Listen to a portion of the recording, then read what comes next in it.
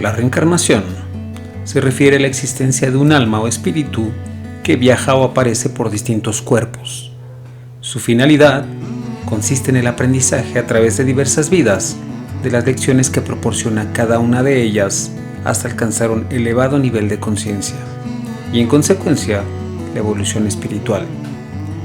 Desde hace décadas, en todo el mundo se han encontrado casos de niños que refieren memorias aparentes de una vida previa.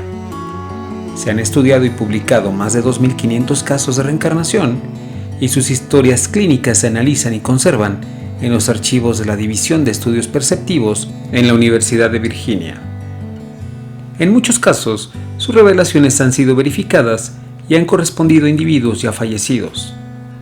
Un buen número de estos niños tienen marcas y defectos de nacimiento que se corresponden con las heridas sufridas por sus referidas personalidades previas al momento de fallecer. Muchos afirman reconocer personas y lugares de sus supuestas vidas anteriores, y algunos de esos reconocimientos se han hecho bajo condiciones controladas. La hipótesis de la reencarnación es controversial. No se puede decir que no ocurre, ni obtener evidencias concluyentes de lo contrario.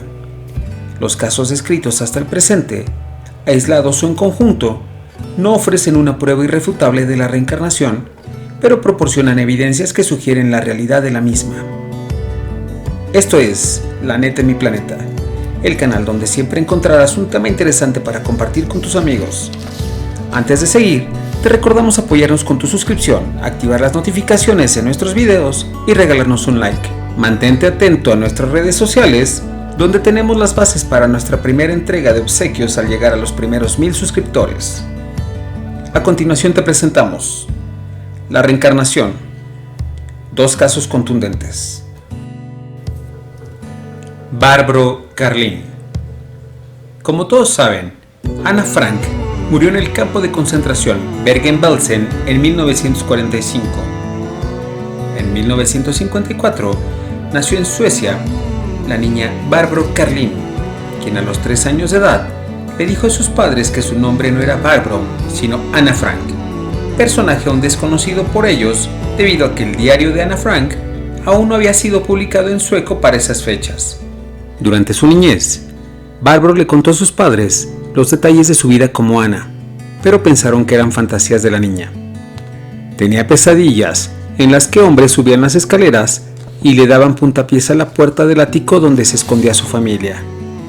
Los recuerdos de esta vida pasada preocuparon a sus padres y, siendo aún una niña, la llevaron a consulta con un psiquiatra, quien determinó que psicológicamente era una niña normal. Desde su infancia, Barbro temía a los hombres de uniforme. Incluso en la edad adulta, experimentaba mucha ansiedad cuando algún oficial se acercaba a ella. Con el fin de superar esta fobia, decidió convertirse en un agente de la policía montada sueca y trabajó con la policía por más de una década. Desde pequeña, mostraba aversión por los frijoles, que fue una de las escasas fuentes de alimentación de la familia Frank por casi 2 años. También odiaba las duchas porque le recordaban los campos de concentración nazis, donde los prisioneros eran envenenados con gas. Cuando Barbro tenía 10 años, sus padres visitaron Ámsterdam, la ciudad donde vivía la familia Frank durante la Segunda Guerra Mundial, y donde tuvieron que mantenerse escondidos durante 2 años en el ático del edificio donde tenían su negocio. Lamentablemente, fueron descubiertos, arrestados y enviados a los campos de concentración. El único sobreviviente fue su padre Otto, a quien posteriormente le entregaron el diario de Ana, que más tarde sería publicado.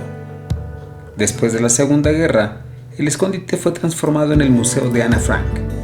Ante las afirmaciones de la pequeña Barbro, sus padres decidieron visitar Ámsterdam.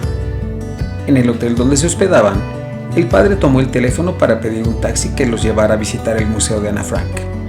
Pero Barbro lo impidió. Ella, sin aparentemente conocer la ciudad, decidió llevarlos a pie en una travesía de apenas 10 minutos. Cuando entraron en el lugar donde se ocultaba la familia Frank, la niña sintió los terrores irracionales que había experimentado tantas veces en sus sueños. Le resultaba difícil respirar y el pánico se apoderaba de ella. Notó algunos cambios en la casa, incluso en la disposición de las escaleras. Cuando entraron en una de las salas más pequeñas que había servido como habitación de la pequeña Anna, Barbro buscó las fotografías de las estrellas de cine que Anna había recortado y fijado en la pared. Sin embargo, no se encontraban estas. La madre de Barbro se sintió impulsada a preguntarle a uno de los guías si había cuadros en la pared, quien le confirmó que efectivamente existían esos cuadros y que se habían mandado a montar en cristal para evitar su daño o robo. Después de unos minutos en la que hubiera sido su casa en una vida pasada, Barbro era absolutamente incapaz de decir una sola palabra. Ella solo quería salir de allí. No soportaba un momento más. Con lágrimas en los ojos, decidió abandonar el lugar. Luego de estos incidentes en Ámsterdam, sus padres se convencieron de que ella era la reencarnación de Anna Frank. ¿Cómo podía haber sabido la ruta para llegar a la casa de Anna Frank en su primer viaje a Ámsterdam? ¿O cómo podría saber que las escaleras se habían modificado? ¿O que incluso las imágenes de las estrellas de cine que Anna Frank había cortado en las revistas se encontraban en una pared específica dentro de la casa? Estas preguntas, junto al hecho de que a los 16 años ya había escrito y publicado más de 10 libros, convencieron a investigadores de la enorme posibilidad de que ella hubiera sido la reencarnación de la pequeña Anna Frank. Caso Shanti Devi. Días después de cumplir 4 años, los padres de Shanti Devi comenzaron a escuchar extrañas historias de boca de su hija. Shanti, una niña hindú, hablaba sobre la existencia de un pueblo a varios kilómetros de distancia llamado Mathura, en donde habitaba un hombre llamado Kedarnath Chaubey, al que decía conocer y del cual había estado casada y habían tenido 3 hijos. Con el paso de los meses, Shanti cada vez daba más detalles acerca de la casa donde había vivido con su esposo y dado a luz a sus 3 hijos. Incluso dio el nombre con el que había vivido aquella existencia pasada, Luigi.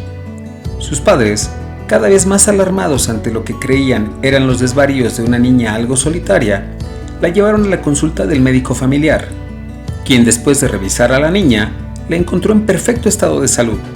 Sin embargo, de su charla, emergieron datos que llamaron su atención.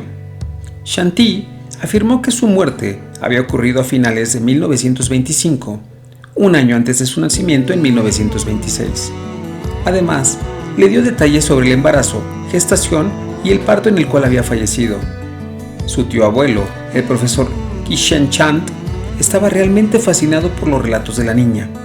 Entonces tomó una decisión: escribir una carta al señor Kedarnath para contarle la historia de Shanti, donde le pedía la oportunidad de que conociera a la niña y así poder despejar toda duda sobre la historia que tanto intrigaba a la familia.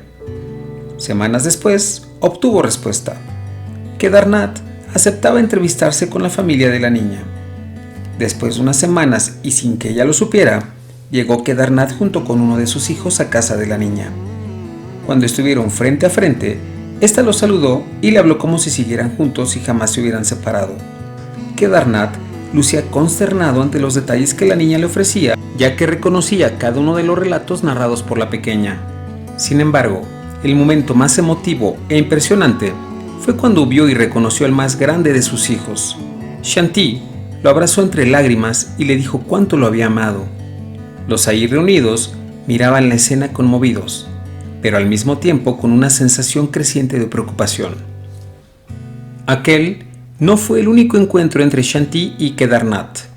Meses después, el 15 de noviembre de 1935, la niña viajó a Mathura para conocer la casa en la que había vivido en su vida anterior. El caso trascendió a la prensa y cientos de reporteros aguardaban en la estación de tren para registrar fotografías y primeras impresiones del momento. Al llegar a la casa de sus relatos, la niña sintió sus ojos iluminarse al recordar los años pasados en ella. La presencia de otros familiares no asustó a la pequeña Shanti. Mencionó el lugar donde solía esconder dinero, refirió que hacía algunos años la casa estaba pintada de otro color y dio detalles que solo alguien allegado a la familia podía dominar. Shanti reconoció a vecinos, lugares que solía frecuentar y otros detalles que finalmente no dejaron dudas sobre la veracidad de su caso. La noticia de la reencarnación de Shanti Devi comenzó a darle la vuelta a la India hasta llegar a oídos del mismísimo Mahatma Gandhi, quien después de conocer a la reencarnada de Delhi, y escuchar su relato, ordenó una comisión para investigar el caso a profundidad. Cuando los resultados fueron concluyentes y se demostró que la niña no mentía, Gandhi brindó su apoyo al caso y lo utilizó como una de las banderas ante la lucha independentista que libraba la India en contra del Reino Unido. Amigos, no olviden dejar su opinión o comentario acerca de este tema. Sabemos que existen diferentes interpretaciones del mismo según la religión, creencia o la filosofía que cada uno profese. Pero como siempre, nosotros ponemos los elementos sobre la mesa para que la mejor decisión la tomes tú. Me despido de ustedes recordándoles ver nuestros otros videos. Hasta pronto.